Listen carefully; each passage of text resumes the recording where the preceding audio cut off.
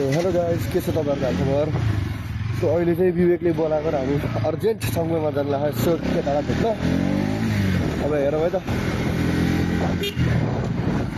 अब एक्चुअली विवेकले मलाई कल गरेर छ यता पुग्दाखेरि, बट अब म भर्खरै पाटनबाट फर्किया भएकोले अलिक भेट्न सकिएन।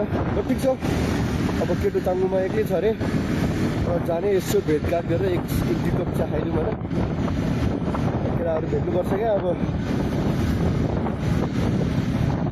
अफिसमा यस्तो साह्रो मिल्ने केटाहरू भेट्ला भनेर चाहिँ सोचेको थिएन मैले। यो लास्ट लक्की हो क्या हामी। क्या याद रखेगा जाहिर ने तेन्नु छोड़ दिया।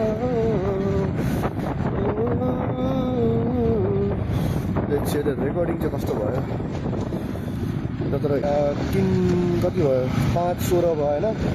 हामी चङ्गुनारायण पुग्दा पुग्दै लगभग मलाई यहाँबाट 20 मिनट जति, म्याक्सिमम् 20 मिनट पनि लाग्दैन, 10 मिनट लाग्छ होला चाङ्गु पुग्नलाई। बाटो ठानुमा गएन, बाटो थाहा नै अब चाङ्गु पुग्दा पुग्दै 20 मिनट लाग्छ होला। अब हेरौँ, अब भोलि पार्टी दिनुपर्छ केटाहरूलाई। अब कुन चाहिँ ठाउँमा जाने भन्ने कुरा नै अब भन्नु पऱ्यो नि त। अब चेली त नजाऊँ होला है, चेली तरिया त अब अलि नजाने नै ठाउँ भयो। अब भोलि सायद त बसन्तपुरको भट्टी जाउँला कि खै, त्यहाँ राम्रो खायो, मिठो खायो त्यहाँ। अब भोलि आउनेमा को पर्छ भने आनन्द, विवेक, शशाङ्क, कुशल अनि मनदीप अनि अभियसली म मै भएन भने त केटाहरूलाई खुवाउँछ कसैले। सारा लो फ्युल भन्छ त यार, फ्युल भर्नुपर्ने थियो कि एक लाइन फ्युलले त नभ्याउला कि फेरि, तर भ्याउँछ होला। भ्याएन भने के गर्ने, ढाका लिएर ल्याउने। तर म रिक्स किन लिने जस्तो त लागिरहेको छ मलाई। 25 किलोमिटर नहिँड्ला त अलिकति वेस्ट भयो क्या पेट्रोल। अनि नत्र त ठिकै थियो। बेकारमा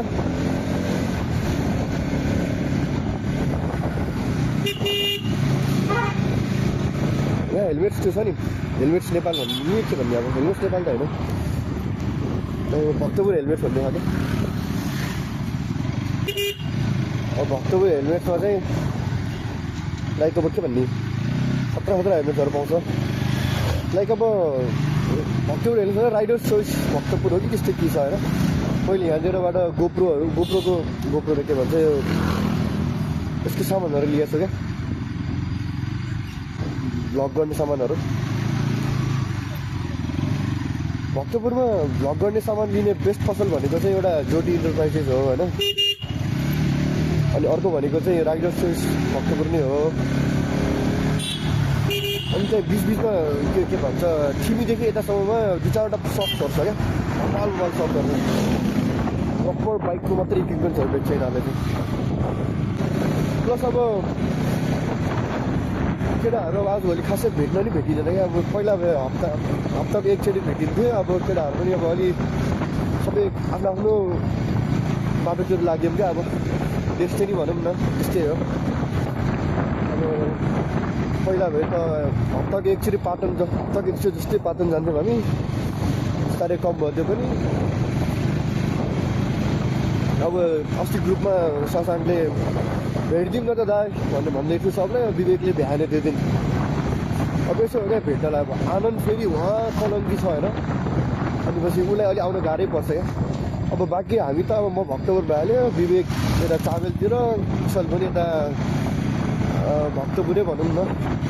अब फेरि 4 ठाउँमा पर्छ उसको ठाउँले, तर जस नजिकै छ भनौँ न होइन, त्यहाँ भइहाल्यो। मनदीप त स्वयम्भू हो होइन, कहाँ छ थमेल। अब त्यस्तो टाढा छैन क्या, तर कलङ्की भन्दा छानकोट हो क्या। अब आनन्द बस्नु चाहिँ त्यो भएकोले चाहिँ अलिकति गाह्रो छ उनीहरूसँग भेट्न चाहिँ होइन। नत्र बाँकी त अब केटाहरूलाई अब भेट्न नै पऱ्यो भने त भेट्न बोलायो भने त केटाहरू आउँछ, तर भेट्न गयो भने त भेट्नु पनि हाल्छन्।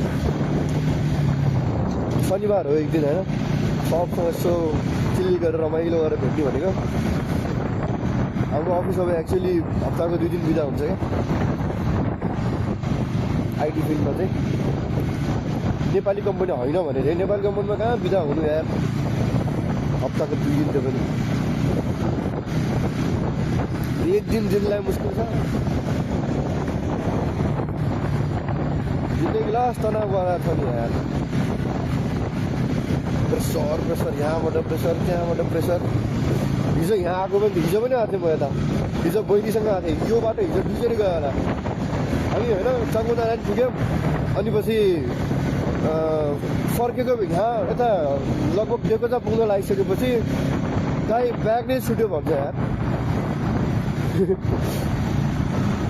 अनि फेरि ब्याग लिनलाई फर्केर गएर ओहो के गयो अनि फेरि फर्केर ब्याग लिएर फेरि यसो क्या सुरुमा जाने बित्तिकै एउटा क्याफेमा गएर अब आइसक्रिम खाएको क्या होइन अनि त्यहाँ यसो भ्यू हेर्दै बसेको थियो उसले ब्याग वहीँ छोडिदियो त्यसपछि हामी माथि चाङ्गु नारायण गयौँ होइन अनि पछि चाङ्गु गएर यता चाङ्गुमा म्युजियम पनि छ नि त त्यहाँ म्युजियम गएर यसो बस्यौँ होइन अनि पछि आधी घन्टा 1 घन्टा टाइम बिताएरसम्म पनि हामीलाई याद आएन क्या त्यो एकछिन अगाडि बसेको त्यसमा उसको ब्यागै छुट्यो भनेर अनि मलाई यहाँ आइपुगेपछि ल दाइ ब्यागै छुट्यो यार गर्छ त्यसपछि फेरि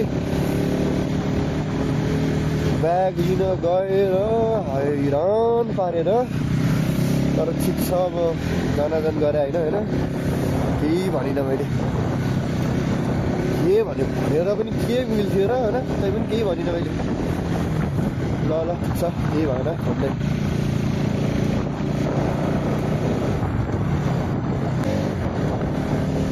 यहाँ अहिलेको समस्या भनेको पेट्रोल नभ्याइदियोस् पेट्रोल भ्याइदियो भने चाहिँ तनाव हुन्छ ओए बिहान के कति फास्ट चलाएको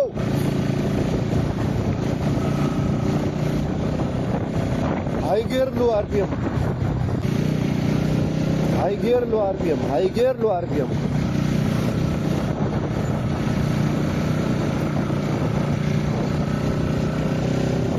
लगभग पुग्यो चाङ्गु हो यहीँ त खड्का गाउँ पुग्यो छैन खड्का गाउँबाट 5 मिनट त्यसपछि पुग्यो चाङ्गु खड्का गाउँबाट 5 मिनट ल खड्का गाउँ पुगिहाल्यो खड्का चोक गाउँ होइन खड्का चोक त्यो भनेपछि एउटा मुकुन्द बाजे भन्ने पनि छ त हौ साला त्यो त यता नेपाल पर्छ आएको भन्ने सुनेको थिएँ त मैले टेक्सी छैन त साला बाजेलाई 1 कल हान्नु पर्यो चाङ्गु नारायण 1 किलोमिटर भनेपछि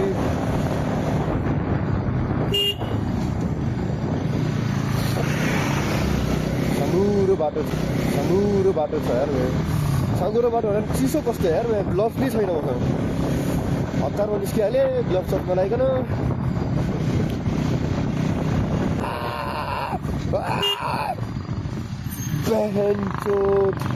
झन्ले मर यार साला यही हो अब त पुगिहाल्यो नि जाहिर टेन्नु छोडी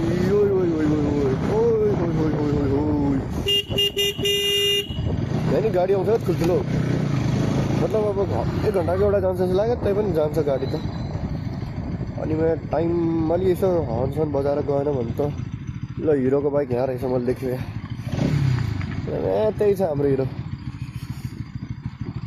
उसको बाइक पनि हिँड्छ ल ठिक छ